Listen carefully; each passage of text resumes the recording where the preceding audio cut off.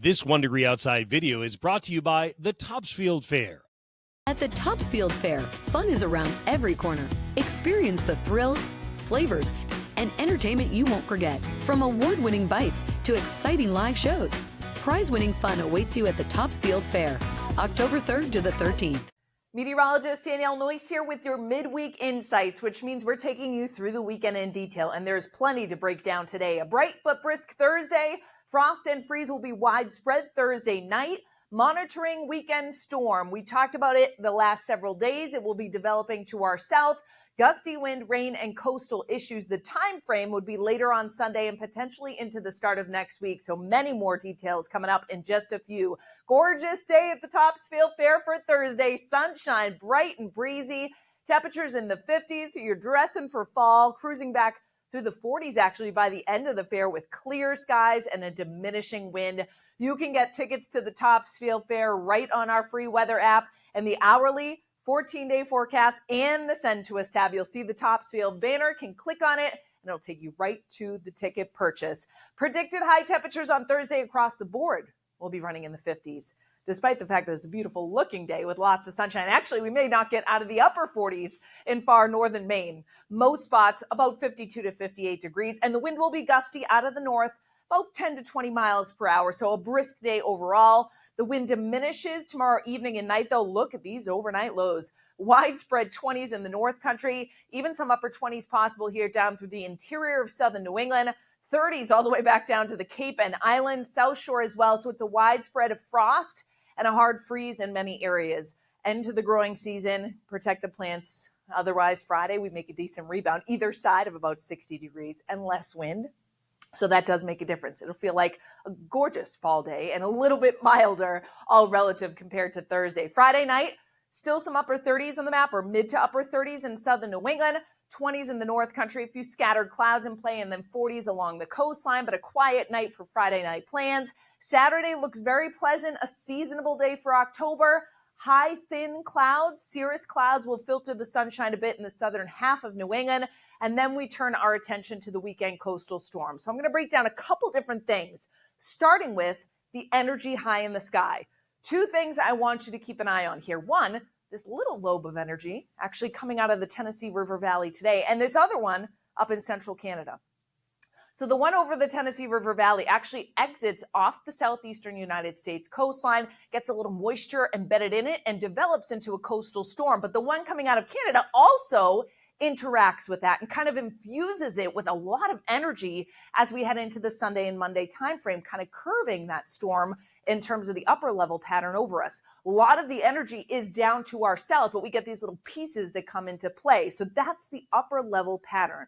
In terms of at the surface, we've got high pressure and control, but actually, and I talked about this yesterday, the storm developing off the Georgia and South Carolina coastline as we head into Friday and early Saturday comes on the tail end of the cold front, believe it or not, that's coming through us today.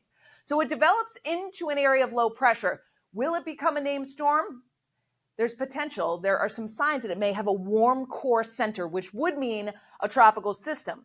That said, as it moves northward, it may develop more subtropical or hybrid characteristics. And sometimes when that happens, the wind field can actually expand. Also notice areas of rain, some flooding concerns all the way from the Carolinas up through the Virginia Beach area and the mid-Atlantic over the course of this weekend. And some of that rain may come into southern New England by Sunday, depending on how close the track gets. Notice we're squeezing too high pressure to our north and this developing area of low pressure. So that pressure gradient in between is going to bring a northeast wind. So let's look at the developing wind speeds and the wind field.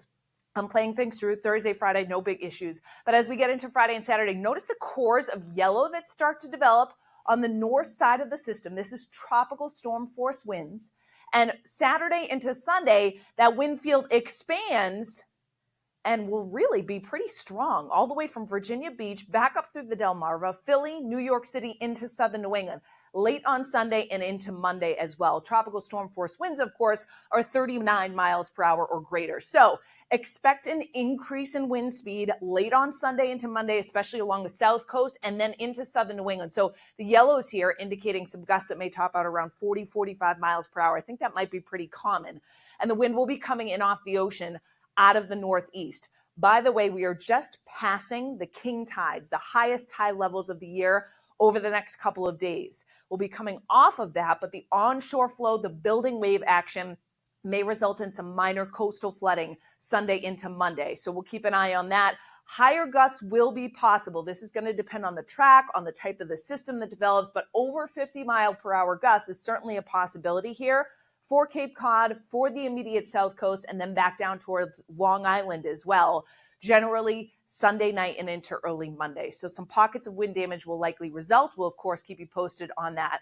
Meanwhile, quick look at Tropical Storm Jerry, which will continue to gradually strengthen, may become a hurricane by the time we get to Thursday, clip the northern Leeward Islands, and then curve off to the north and eventually the northeast, passing safely east of Bermuda as a Category 1 hurricane, but will churn up the seas. A combination of Jerry and that developing low off the Carolina coastline in the southeastern United States lifting northward means a huge area of seas that are going to build 10 to 20 feet with even some higher wave action onshore. That includes for us here at home, so increased risk of rip currents, some coastal flooding a concern up and down the eastern seaboard here with that developing system. Predicted wave heights, then I just want to show you while they're generally low, Friday into the start of the weekend, then we start to see the wave action that will build along the south coast first as we head into Saturday evening and night, and then increase pretty substantially during the day on Sunday. Look at this, 12 to 15, 20-foot seas possible offshore by late Sunday into Monday, and 5 to 8 foot seas closer to the coastline. So with that onshore wind coming off of the king tides, the strong gusty wind, that's why the coastline will be concerned with minor coastal flooding.